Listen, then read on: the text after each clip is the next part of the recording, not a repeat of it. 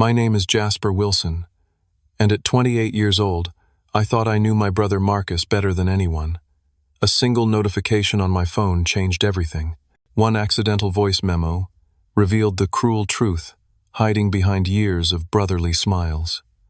The brother I idolized, who I thought was my biggest supporter, had been secretly undermining me for years. What I heard that morning didn't just break my heart, it ignited something in me. Before I continue my story, let me know where you're watching from in the comments. Hit that subscribe button and stay till the end to see how I turned my brother's betrayal into the best decision of my life.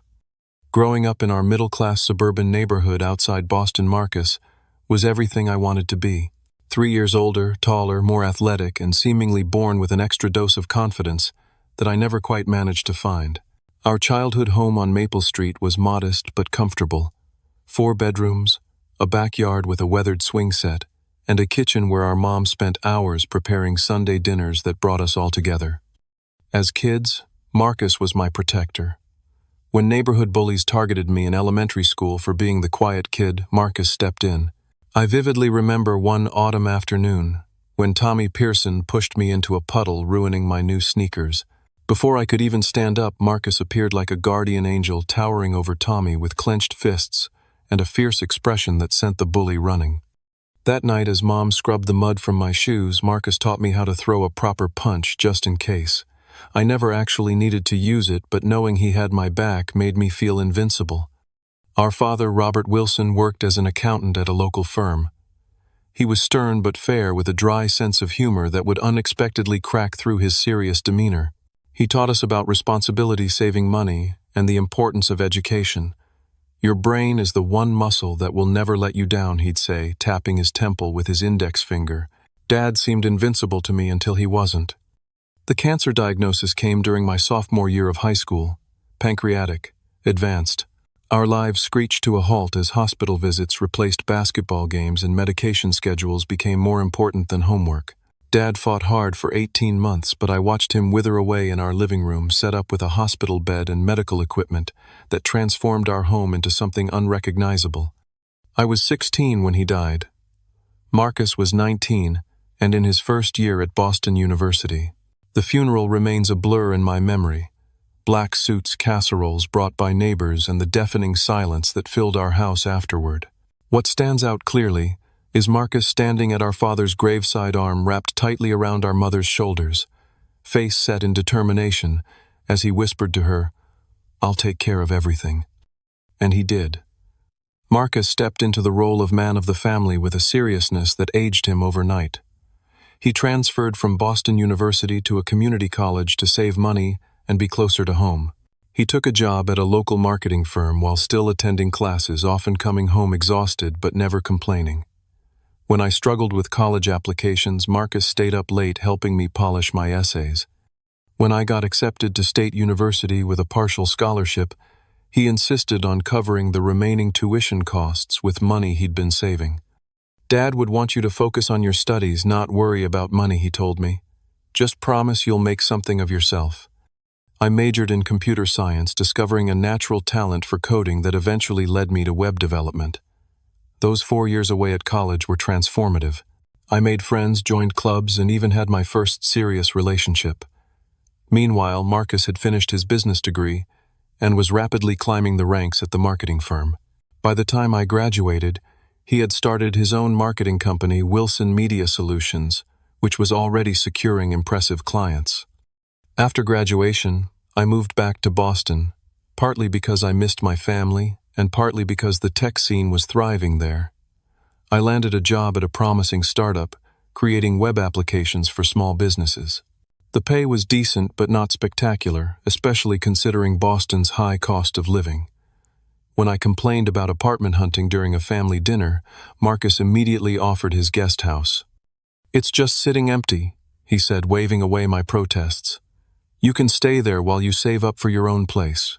No rush." Marcus's house was impressive, a colonial-style 4-bedroom in an upscale neighborhood with manicured lawns and luxury cars in every driveway. The guest house behind the main property was larger than most apartments I could afford. 1 bedroom, a full kitchen living area, and a small office space perfect for remote work when needed. I gratefully accepted his offer, planning to stay 6 months at most. That was over a year ago. Our weekly family dinners became a ritual every Sunday at Marcus and Natalie's dining table. Mom bringing her famous apple pie, Natalie cooking elaborate meals she learned from cooking shows, and Marcus opening expensive bottles of wine he'd been saving for a special occasion.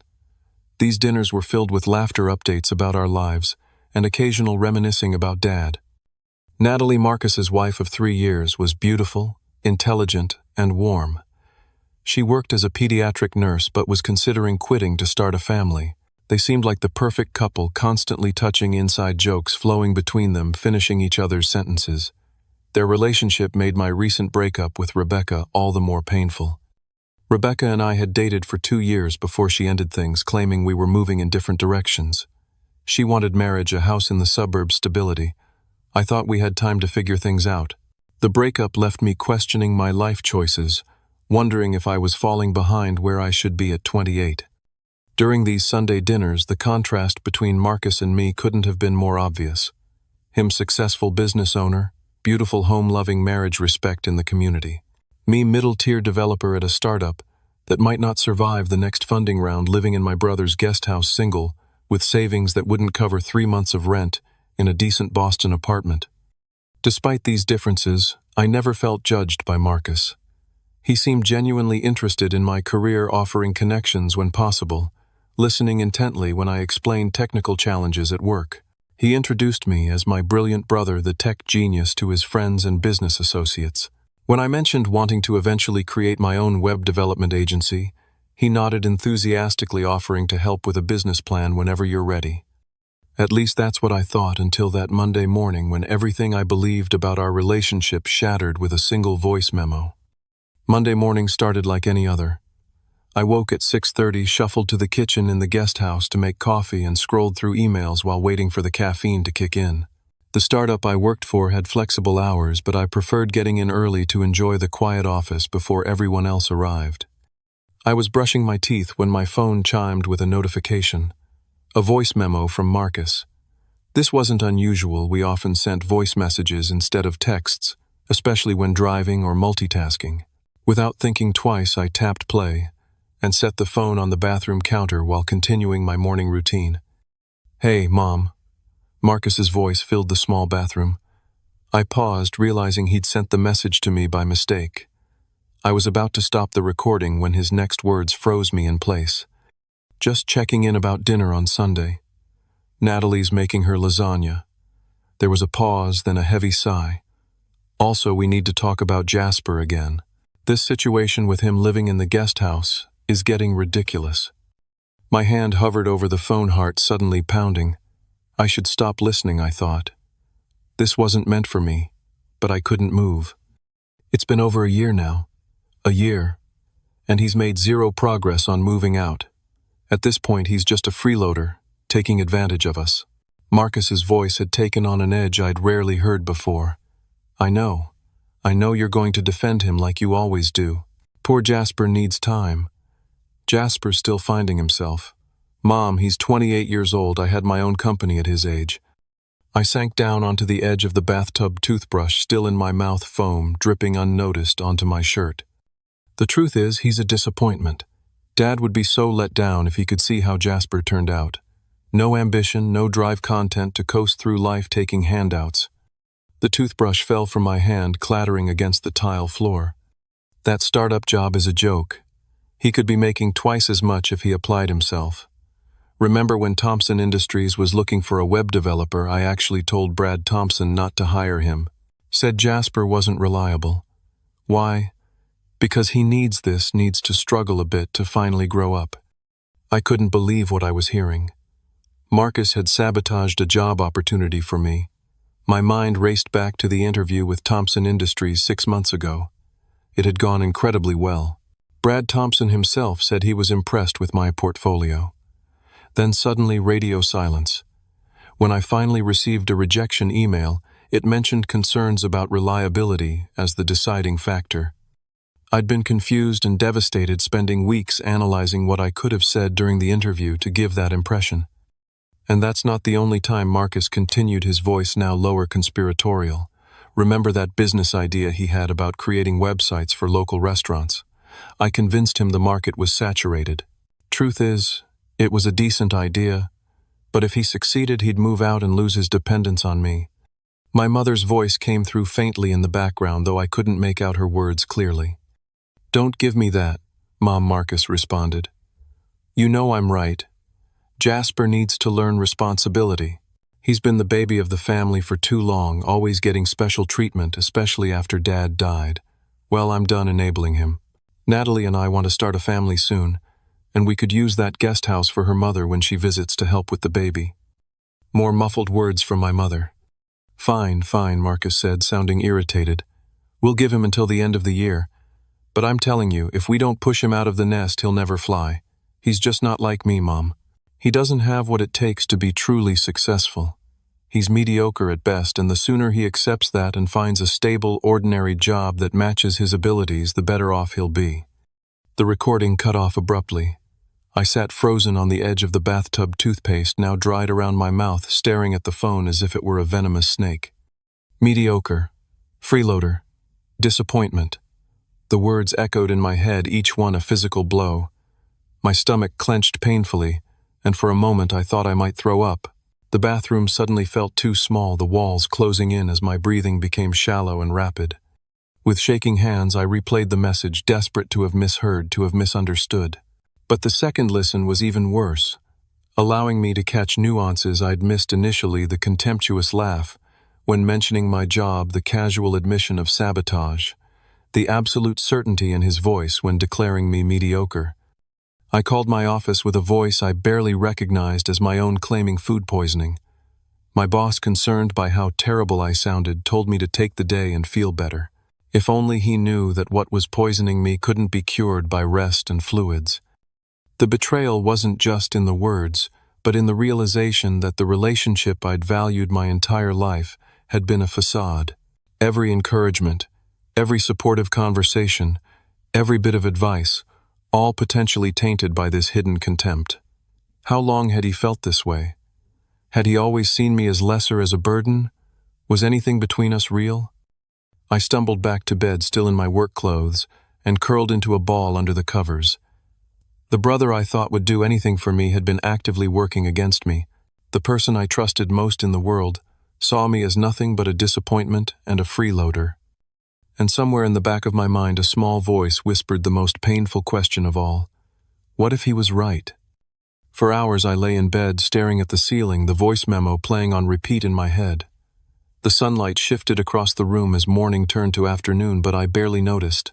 My phone buzzed, occasionally work emails, a text from a coworker, checking if I was okay, a message from Marcus asking if I wanted to grab lunch later in the week. The irony of that last one almost made me laugh. Almost. Around 2 o'clock, I finally dragged myself up and into the shower as if water could somehow wash away what I'd heard. Standing under the spray, I began mentally reviewing my interactions with Marcus over the past few years, examining them with new suspicious eyes. There was the time I'd applied for a senior developer position at a major tech company in Boston. Marcus had offered to put in a good word through a college friend who worked there. The interview went well, but I never heard back. When I asked Marcus if his friend had mentioned anything, he shrugged and said, "These big companies get hundreds of applications. Don't take it personally." Then there was my idea for a web development business focused on restaurants and small food businesses. I'd been excited noticing how many local eateries had outdated, non-mobile-friendly websites. I'd already created mock-ups and pricing structures when I shared the idea with Marcus over beers. He spent the entire evening pointing out potential problems: market saturation, difficulty getting clients, the stress of running a business. By the end of the night, my excitement had deflated completely. I shelved the idea, believing my big brother knew best. Most recently, I'd mentioned applying for a remote position with a tech company in Chicago, higher pay, better benefits, opportunity for advancement. Marcus had frowned, asking, "But what about being close to family? Mom needs us nearby, you know that." The guilt had been immediate, and I withdrew my application the next day. Each memory now carried a sinister undertone. Had these been genuine concerns from a caring brother, or calculated moves to keep me dependent and nearby? The uncertainty was maddening. By 4 o'clock I couldn't bear my own thoughts anymore. I called Ethan, my best friend since college, who now lived across town. "You sound like hell," he said after I greeted him. "Feel worse," I replied. "Can you come over? I need to talk to someone." Ethan arrived 45 minutes later with a 6-pack of beer and a concerned expression. We sat on the small porch of the guest house as I played him the voice memo. His face darkened with each word, jaw clenching visibly. When it finished, he shook his head slowly. "Man, I wish I could say I'm surprised." I looked at him sharply. "What does that mean?" Ethan took a long swig of beer before answering. "I've never liked Marcus, you know that." "Yeah, but I always thought that was just because of that argument you had at my graduation party." "It wasn't just that." Ethan shifted uncomfortably. "Look, I never told you because he's your brother and you idolize him, but Marcus has always talked about you differently when you're not around." The cold feeling in my stomach intensified. "What kind of differently?" "Like diminishing you. At your graduation party, when you were busy with your parents, he was telling people how he was still supporting his little brother, and how not everyone has what it takes to make it on their own. He made it sound like you were some charity case. He was generously helping, not a college graduate with a tech degree." I stared at my beer bottle, processing this new information. "Why didn't you tell me? Would you have believed me? Every time I tried to suggest Marcus wasn't perfect, you'd get defensive. He's your big brother, your hero. I didn't want to be the one to burst that bubble." He was right. I wouldn't have believed him. Part of me still didn't want to believe it now, despite the evidence literally in my own hands. "There's more," Ethan continued reluctantly. "Last year at that industry mixer, you know, the one Marcus invited us both to, I overheard him talking to some business guy. The guy asked if you could help with his company's website, and Marcus said something like, 'Jasper's still pretty junior. I wouldn't trust him with anything important yet.' Then he recommended someone else." Each revelation was another nail in the coffin of my relationship with Marcus. The brother I thought I knew was disappearing, replaced by a manipulative stranger who had been controlling my life from the shadows. "What am I supposed to do with this?" I asked, more to myself than to Ethan. "Confront him," Ethan said immediately. "Call him out on his bullshit. Play him the memo." The idea sent a surge of adrenaline through me. I imagined the satisfaction of seeing Marcus's face when he realized he'd been caught, the stammered excuses, the forced apologies. But as quickly as the fantasy formed, it dissolved. "He'd just manipulate the situation," I said slowly. "He'd claim he was trying to motivate me, or that I misunderstood, or that he was having a bad day. And Mom would probably take his side. You heard him. She always defends him." "So what then?" "You just pretend you never heard it. Keep living in his guest house, letting him sabotage your life." "No," I said, surprising myself with the firmness in my voice. "I'm done being manipulated. I'm done being the family charity case. But I'm not going to give him the satisfaction of an emotional confrontation where he can twist things around." The anger that had been building all day was crystallizing into something colder, more focused. For the first time, I was seeing Marcus clearly, not as my protective older brother, but as someone who needed to keep me down to feel superior. "I need to leave," I said. "Tomorrow. But not just leave, I need a plan. Something he won't see coming." Ethan raised his eyebrows. "That doesn't sound like you. You're usually the forgive and forget type." "Maybe that's part of the problem. Maybe it's time I stopped being so predictable." As the sun set, Ethan and I talked through possibilities. The hurt was still raw, but it was increasingly overshadowed by determination. I wouldn't just run away hurt. I would rebuild my life on my own terms. And eventually, when I was ready, Marcus would have to face the consequences of his betrayal. By the time Ethan left around 10, the outline of a plan was forming in my mind. I wouldn't just be leaving the guest house. I would be leaving behind the version of myself that Marcus had so carefully cultivated, the dependent younger brother who couldn't succeed without his guidance. That night, as I lay in bed wide awake, I made a promise to myself this would be the last night I spent living in my brother's shadow. Sleep was impossible. By midnight, I was sitting at my desk with a notepad, the blue glow of my laptop screen illuminating the otherwise dark room. If I was going to leave, I needed to be smart about it. This wasn't just an emotional reaction, it was a life reset. First, I needed a place to go. Staying in Boston wasn't an option too easy for Marcus to find me too many connections to my current life. Chicago immediately came to mind. Ryan Matthews, my college roommate and close friend, had been trying to convince me to move there for years. The tech scene was thriving. Cost of living was lower than Boston, and most importantly, it was far enough away to make a clean break. I sent Ryan a text despite the late hour. Need a huge favor. Can I crash at your place for a while? We'll explain everything when I see you. His response came surprisingly quickly. Doors always open for you. Everything okay? Not really. We'll tell you when I get there. Planning to drive out tomorrow. Serious. That soon, guest room is yours for as long as you need. Call me when you're on the road.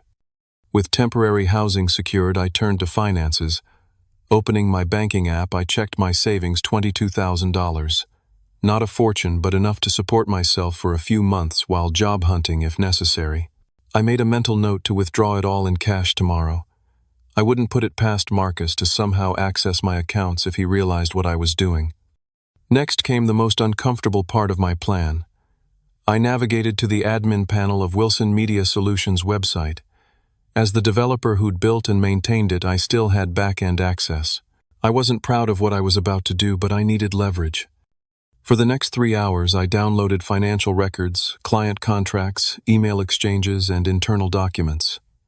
I wasn't looking for anything specific at first, just gathering information that might prove useful. But around 2 in the morning, I found something interesting: discrepancies in the accounting records, large client payments that didn't match the service contracts, expenses categorized in ways that seemed designed to hide their true nature. I wasn't an accountant like my father had been, but even I could tell something wasn't right. Further digging revealed emails between Marcus and his business partner Alex about creative bookkeeping and tax strategies that sounded suspiciously like fraud.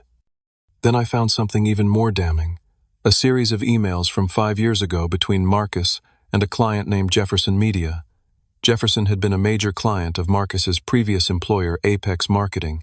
The emails clearly showed Marcus secretly meeting with Jefferson while still employed at Apex, offering to take their account with him to his new company for a reduced rate. This wasn't just unethical, it potentially violated the non-solicitation agreement I knew Marcus had signed with Apex. I created a secure cloud folder and uploaded everything, then removed all traces of my access from the system. This wasn't about revenge, it was insurance. If Marcus came after me, I needed protection. By 3 in the morning, I was packing.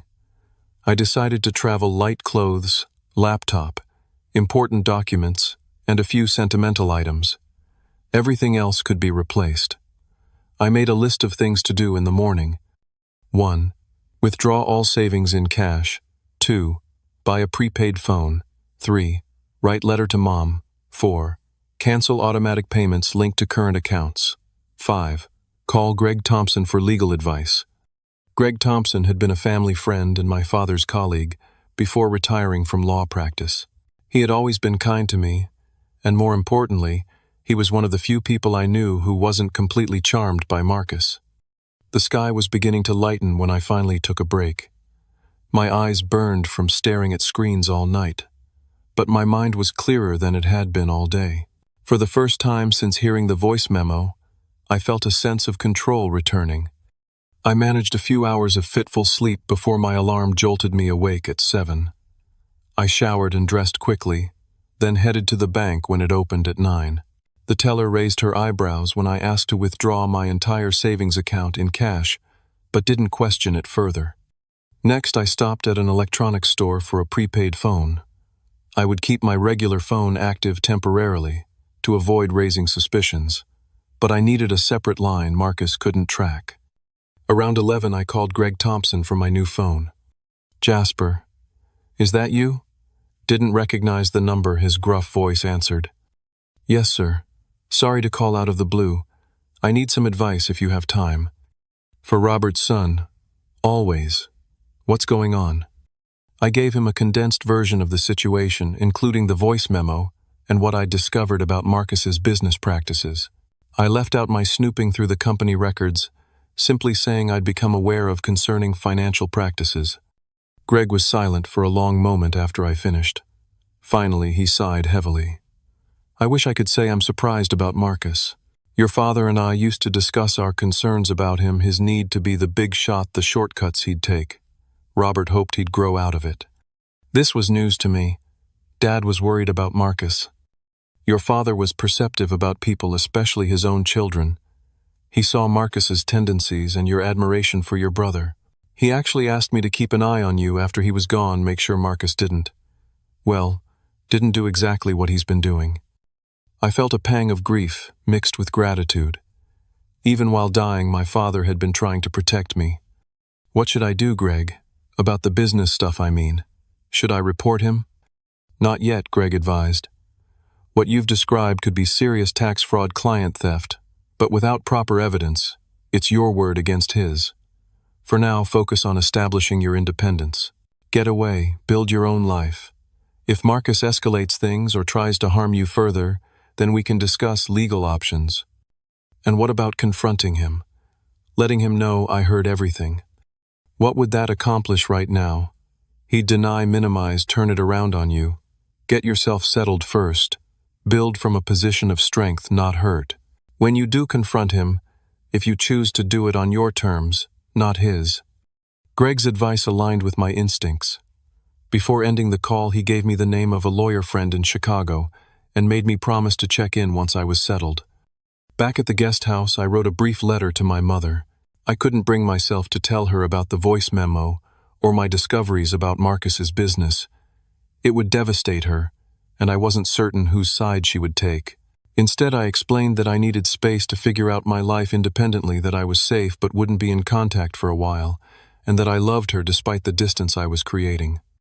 As I finished packing my car, I received an email notification for a job I'd applied to weeks ago, a remote senior developer position with a tech firm called Innovate Solutions. They wanted to schedule a video interview. The timing couldn't have been better. I quickly responded, setting up an interview for later in the week. By 3 p.m, everything was ready. I took one final look around the guest house that had been my home for the past year. Despite the circumstances, I felt a strange sense of lightness. The path ahead was uncertain, but for the first time in years, it was truly mine. I locked the door, left the key on the kitchen counter, and drove away without looking back. My brother had severely underestimated me. The mediocre younger brother he'd been so carefully controlling was about to disappear, and in his place would emerge someone Marcus had never allowed me to become. The drive to Chicago took 16 hours spread over 2 days. I could have done it faster, but I deliberately took my time, stopping at roadside diners and scenic overlooks, savoring the sense of freedom that grew with each mile between me and Boston. I kept my regular phone on but silenced, watching notifications accumulate. 3 texts from Marcus, asking about casual things, a missed call from my mother, work emails I'd have to address soon. Around noon on the second day, my regular phone rang with Marcus's number. I let it go to voicemail, then listened to his message at my next rest stop. Hey Jasp, just checking in. Stopped by the guest house to drop off that book I mentioned, but you weren't there. Give me a call when you get a chance. His voice sounded completely normal, warm, casual, concerned.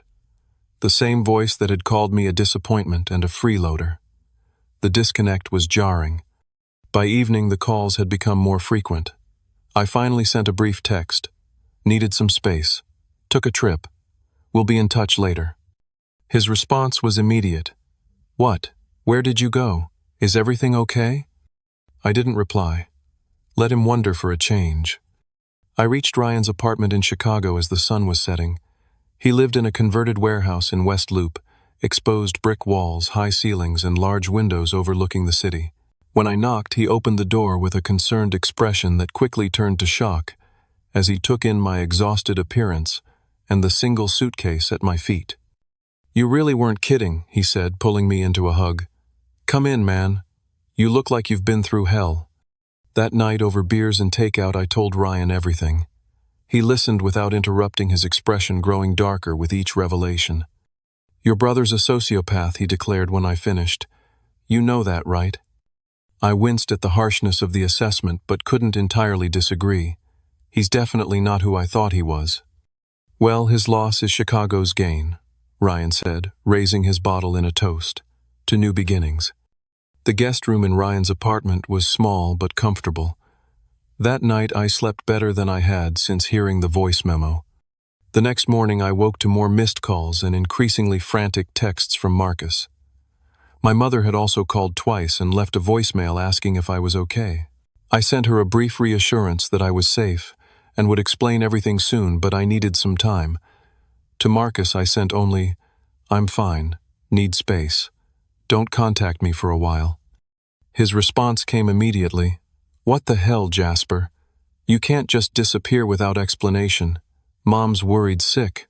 Where are you?" I turned off that phone and focused on my new one. I had the video interview with Innovate Solutions in 2 hours, and preparation was a welcome distraction from family drama. The interview went surprisingly well. The company was larger than my previous startup with offices in multiple cities, but a strong remote work culture. They needed someone to lead a team developing web applications for healthcare providers. The salary they mentioned was nearly double what I'd been making in Boston. I tried not to sound too eager, but by the end of the interview, I had a good feeling about my chances. 2 days later, they called with an offer. I accepted immediately. The next few weeks passed in a blur of productivity. I found a month-to-month furnished apartment within walking distance of Ryan's place. I set up my home office, began work with my new company, and started exploring Chicago. Ryan introduced me to his friend group, and I found myself actually enjoying social gatherings for the first time in years. No longer the awkward younger brother tagging along, but just Jasper, the new guy from Boston with a dry sense of humor and a talent for mixing drinks. Marcus's attempts to contact me continued, but became less frequent as weeks passed. My mother was more persistent, so I maintained minimal contact with her, assuring her I was well but avoiding details about my location or situation. I knew Marcus would be pumping her for information. In my 3rd week in Chicago, Ryan invited me to a gallery opening. His friend was showcasing photography, and there would be free wine and interesting people. Normally, I would have declined art galleries, had never been my scene, but my new policy was saying yes to experiences outside my comfort zone. The gallery was a converted industrial space with concrete floors and stark white walls covered in large black and white photographs of urban landscapes. As I sipped mediocre white wine from a plastic cup, I found myself genuinely appreciating the stark beauty of the images. "They're incredible, aren't they?" a voice said beside me. I turned to find a woman studying the same photograph, a striking shot of an abandoned subway station reclaimed by nature roots and vines threading through broken tiles. "They are," I agreed. "Makes me see the city differently." She smiled, extending her hand. "I'm Harper Mitchell, friend of the photographer. Jasper Wilson, friend of the photographer." Harper had dark curly hair cut in a short style that framed an expressive face, bright green eyes behind tortoiseshell glasses, and a quick, genuine smile. She was a graphic designer who had moved to Chicago from Seattle 2 years ago. Our conversation flowed easily from photography to design to our favorite spots in the city. By the end of the night, we'd exchanged numbers with plans to meet for coffee.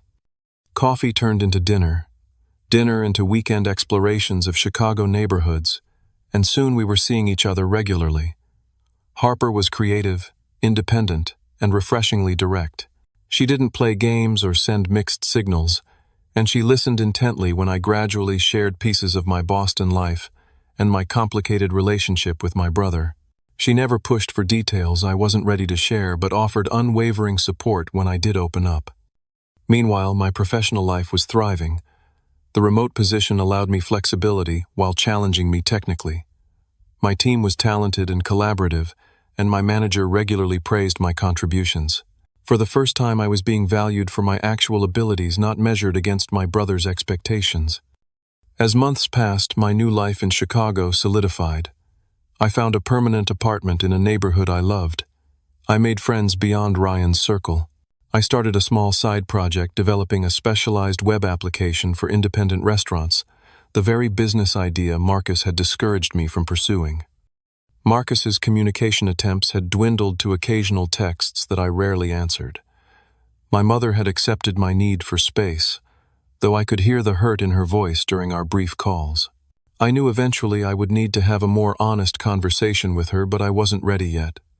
6 months after leaving Boston, I received an unexpected email from Alex Reed Marcus's business partner. The subject line read simply, "We need to talk." The message was brief. "Jasper, things at WMS are complicated right now. Marcus won't say what happened between you two, but whatever it is, I think you should know some things. Call me if you're willing to talk." I stared at the email for a long time, considering my options. Finally, I called Alex from my new phone. "Jasper," he answered immediately. "Honestly, wasn't sure you'd call back." "What's going on, Alex?" He sighed heavily. "There's no easy way to say this. The company's in trouble. We're being audited by the IRS, Marcus Island. Not handling it well." "What kind of trouble?" I asked, though I had a good idea. "The kind that comes with serious penalties. Look, I know you and Marcus had some kind of falling out, but I thought you should know. He's been drinking too much, lashing out. Natalie called me worried the other day. Said he's obsessed with finding you, convinced somehow that you're behind this." I wasn't behind the audit, but I couldn't say I was entirely surprised by it. Marcus's creative bookkeeping had been bound to catch up with him eventually. "Why are you telling me this, Alex?" "Because, despite everything, you're his brother, and because—" He hesitated. "I think you might be the only person who can get through to him right now. He needs to cooperate with the investigation, be transparent. Instead, he's talking about fighting it, hiding assets. It's going to make everything worse." I thanked Alex for the information, but made no promises about contacting Marcus. After hanging up, I sat at my window overlooking the Chicago skyline, contemplating my next move. 6 months ago, I'd fled Boston hurt and angry, focused only on escaping Marcus's influence. I'd succeeded beyond my expectations, building a life I was proud of, one entirely my own. Now, I had a choice: continue forward without looking back, or return to confront the past I'd left behind. Harper found me still sitting by the window an hour later when she arrived for our dinner plans. "Heavy thoughts?" she asked, perching beside me. I showed her the email from Alex and summarized our conversation. "What do you want to do?" she asked simply. "Part of me wants to ignore it completely. Let him deal with the consequences of his actions without me involved. And the other part?" I sighed. "The other part knows this isn't just about Marcus anymore. Mom's caught in the middle. If his company crashes and burns, it affects other people too, employees, clients." Harper took my hand. "For what it's worth, I think you already know what you need to do. Not for him, but for yourself. You've spent 6 months building a new life, finding your strength. Maybe now you're strong enough to face what you left behind on your terms this time." She was right. The wound of Marcus's betrayal had healed into a scar, still visible but no longer raw and painful. I had proven to myself that I didn't need his approval or support to succeed. Now it was time to close this chapter properly, face to face. That night I booked a flight to Boston for the following weekend. It was time to confront my brother with the truth, both his and mine. The flight to Boston felt surreal, like traveling backward in time. As the plane descended through clouds, revealing the familiar cityscape, I experienced a strange disconnect. This place that had been my entire world for so long now felt like a distant memory. I had arranged to meet Marcus at a coffee shop downtown, neutral territory, public enough to discourage a scene but quiet enough for a private conversation. I arrived 30 minutes early, selecting a corner table with a clear view of the entrance. My hands were steady as I ordered a black coffee, but my heartbeat quickened when I spotted Marcus through the window approaching from the street. He looked different somehow. The confident stride, less pronounced dark circles under his eyes, his typically impeccable appearance slightly rumpled. He scanned the room as he entered, and the flash of emotions across his face when he spotted me was telling: relief, anger, confusion, and something that looked almost like fear. "Jasper," he said, sliding into the seat across from me. "You look good." "Thanks," I replied simply. "How are you, Marcus?" "How am I?" His voice rose slightly before he caught himself glancing around the cafe. "You disappear for 6 months with barely a word, and that's your question. Where the hell have you been? What happened?" I studied him calmly. I think you know what happened. Check your sent voice memos from April 12th.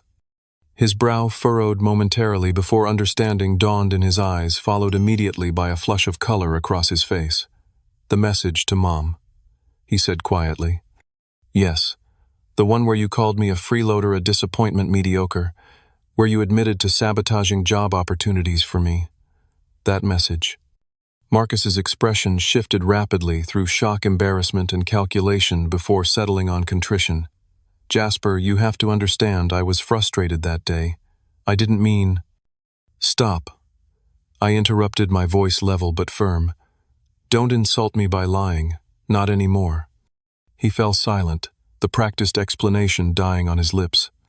I didn't come here for apologies or excuses, I continued.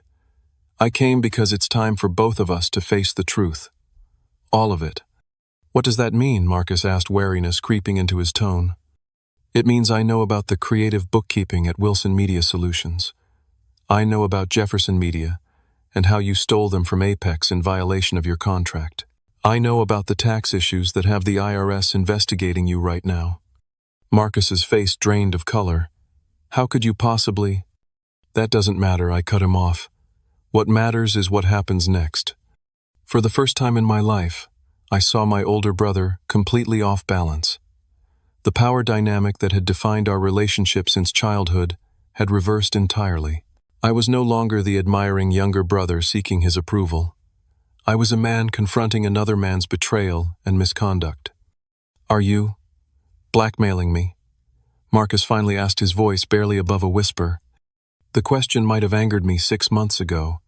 Now it just confirmed how little he understood me. No, Marcus. I'm offering you a choice. You can make things right, or you can face the consequences.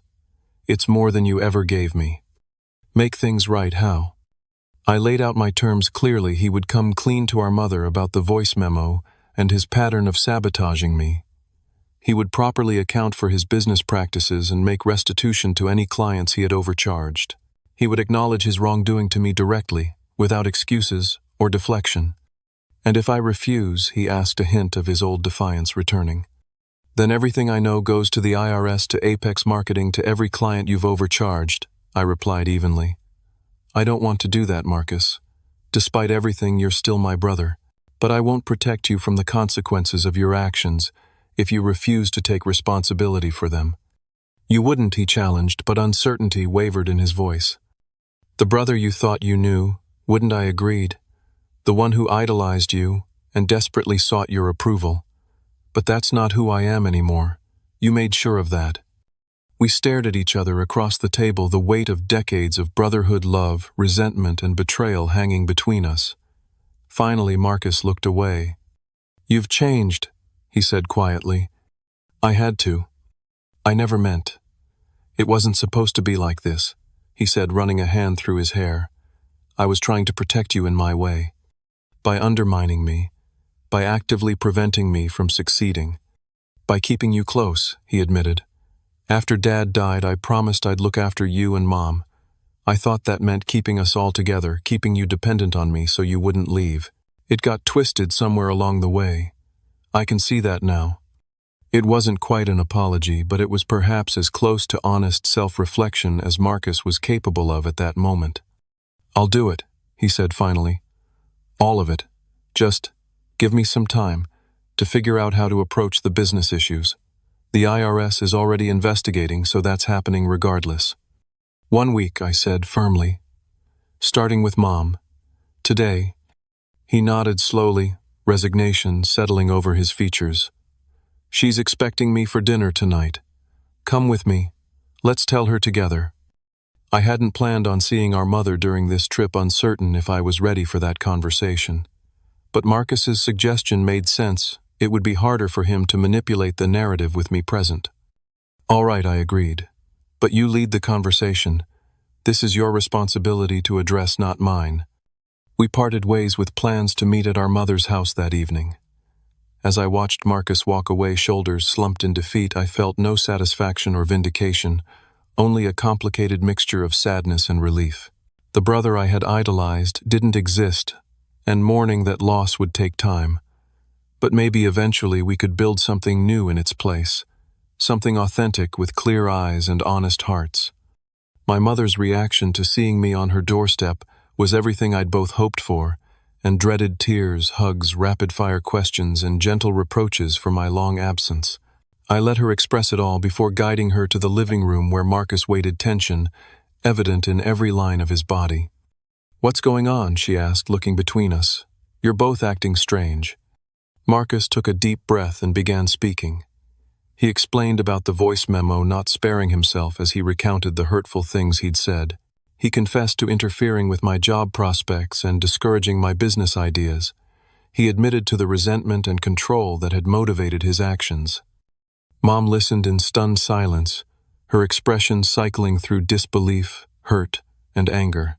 When Marcus finished, she asked quietly, "Is this why you left Jasper?" I nodded. I needed to find out who I could be without. Interference. "And have you?" she asked, a mother's perception cutting straight to the heart of the matter. "I'm working on it," I answered honestly. "I have a good job in Chicago, friends, a life I'm building for myself." "Chicago," she repeated softly. "That's where you've been." I explained briefly about my new position my apartment even mentioned. Harper watching my mother absorb each detail of the life I'd built without her knowledge. "I should have told you sooner," I acknowledged. "I just needed complete separation at first, and then it became harder to bridge the gap the longer I waited." She nodded, then turned to Marcus with an expression I'd rarely seen her direct at her eldest son disappointment. "I raised you both better than this," she said firmly. "Marcus, what you did was manipulative and cruel, and Jasper disappearing without explanation was hurtful to me, whatever your justification." She was right, of course. In focusing on my brother's betrayal, I had overlooked how my response had hurt her. "I'm sorry, Mom," I said sincerely. "I should have handled it differently with you." Marcus apologized as well, looking genuinely remorseful for perhaps the first time in our conversation. Mom sighed deeply. "Family is complicated. Your father used to say that all the time. But complicated doesn't mean disposable. We work through the complications together honestly." The conversation continued late into the evening, painful but necessary. Mom asked to hear the voice memo, and though I was reluctant to cause her more pain, I played it. The hurt in her eyes was evident, but so was her resilience, as she addressed Marcus's claims that she always took my side. "I have never played favorites," she said firmly. "I've tried to give each of you what you needed. Marcus, you needed confidence and independence, which came naturally to you. Jasper needed encouragement and space to find his way, which took longer. That's not favoritism, that's recognizing you're different people." By the time I left my mother's house that night, something had shifted, not healed completely, but perhaps beginning to mend. Mom extracted promises from both of us to maintain better communication, regardless of our issues with each other.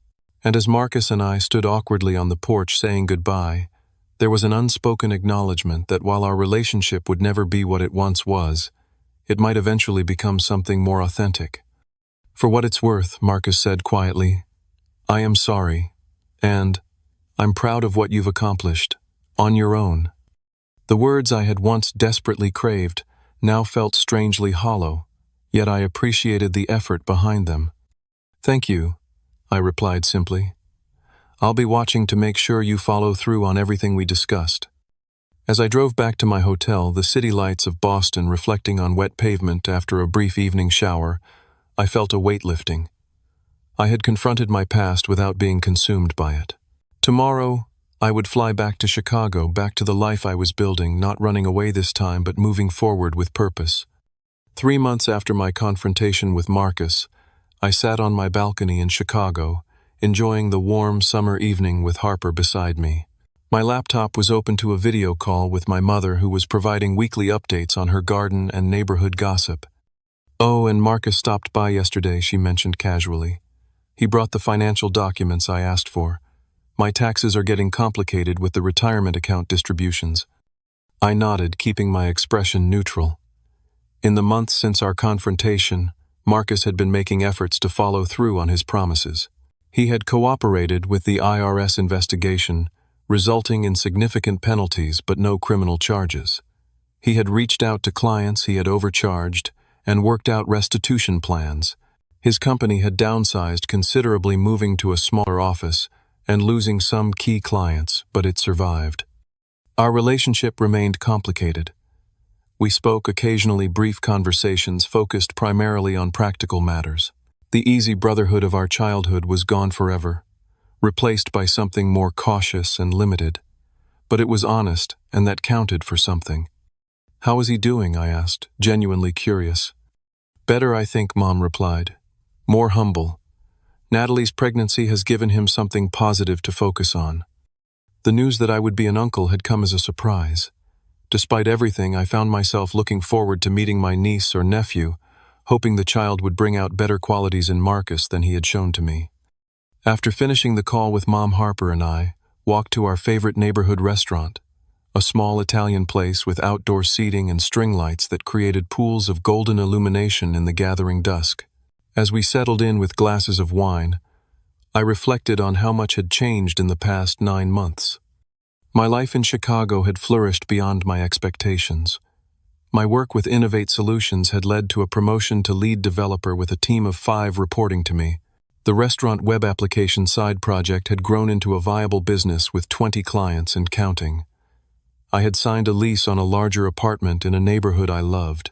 And most significantly, my relationship with Harper had deepened into something that felt like it might last a lifetime. "You're quiet tonight," Harper observed, reaching across the table to take my hand. Anniversary reflections. She was right. It had been exactly 1 year since the voice memo that changed everything. I'd marked the date in my mind without consciously planning to. Just thinking about how different things were a year ago, I admitted. How different I was. "Regrets?" she asked, her green eyes searching mine. I considered the question carefully.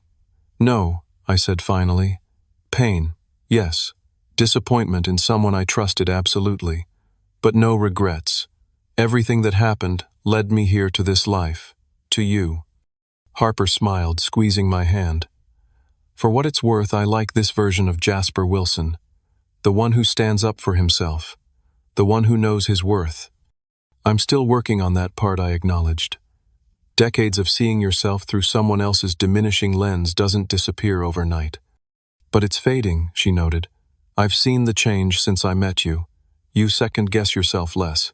You take up space more confidently." She was right. The voice in my head that questioned my abilities, that compared me unfavorably to Marcus, had grown quieter over the months. It still whispered occasionally in moments of doubt, but it no longer controlled my decisions or defined my self-worth. The holiday season brought another test, a family gathering at my mother's house that would include Marcus, Natalie, and their newborn son Robert, named after our father. I flew to Boston with Harper, who insisted on supporting me through what would inevitably be an emotionally complex visit. The reunion was neither as awkward as I feared, nor as easy as I might have hoped.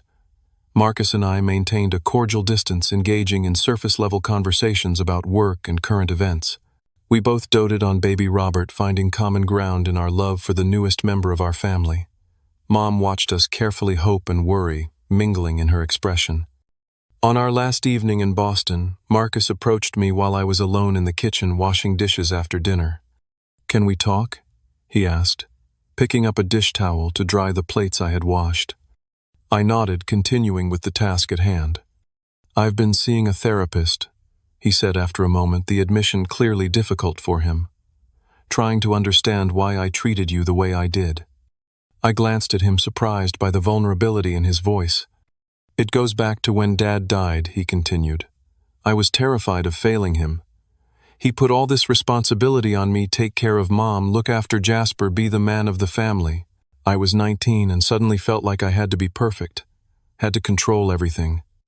He dried a glass methodically, not meeting my eyes. "When you started succeeding on your own, making your own decisions, it felt like you were rejecting my guidance, like you didn't need me. And instead of being proud, I felt threatened." It was the most honest conversation we'd had in years, possibly ever. I wasn't ready to forgive completely, but I recognized the courage it took for him to acknowledge these truths. "I appreciate you telling me this," I said carefully. "It helps me understand, but trust takes time to rebuild." I know he nodded. I'm not asking for things to go back to how they were. I just want a chance to be a better brother going forward, and a good uncle to any kids you might have someday. We finished the dishes in companionable silence, a small step toward a new kind of relationship, one based on who we actually were, rather than the roles we had played for each other. Returning to Chicago after the holidays, I felt a sense of peace that had eluded me for a long time. The betrayal that had once consumed my thoughts had transformed into something less, defining a painful chapter in my story, but no longer the central plot. The lessons I had learned through this ordeal were numerous and profound. Trust must be earned continuously, not granted blindly based on blood ties or past relationships. The people closest to us can sometimes wound us most deeply, often motivated by their own insecurities and fears. True strength comes not from controlling others, but from having the courage to stand alone when necessary. I learned that sometimes loving family means maintaining healthy distance rather than toxic proximity. That success built on your own terms brings a satisfaction that external validation never could. That confrontation doesn't always mean destruction. Sometimes it clears the ground for something more authentic to grow. Most importantly, I learned that forgiveness doesn't require forgetting or excusing. It simply means refusing to let another person's actions determine your path forward. Marcus would always be my brother, but he would never again have the power to define my worth or limit my potential. 6 months later, as Harper and I became engaged and I prepared to launch my restaurant web platform as a full-fledged business, I received a text from Marcus with a link to an industry publication. His company had been featured in an article about businesses that had successfully restructured after financial challenges. The final paragraph quoted Marcus. The past year taught me valuable lessons about integrity in business and personal relationships. Sometimes it takes nearly losing everything to recognize what truly matters.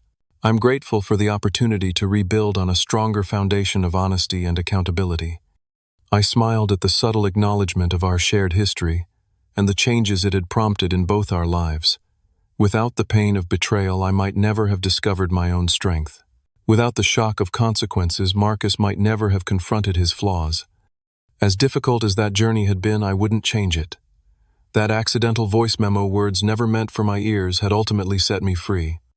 If you've ever experienced betrayal by someone you trusted, I hope my story reminds you that such moments don't define you, your response to them does. Have you ever had to rebuild your life after a major betrayal? What helped you move forward? Share your experiences in the comments below. If this story resonated with you, please hit the like button and subscribe for more real-life stories about overcoming life's challenges. Your support means everything, and I'm grateful for each of you who took the time to listen to my journey.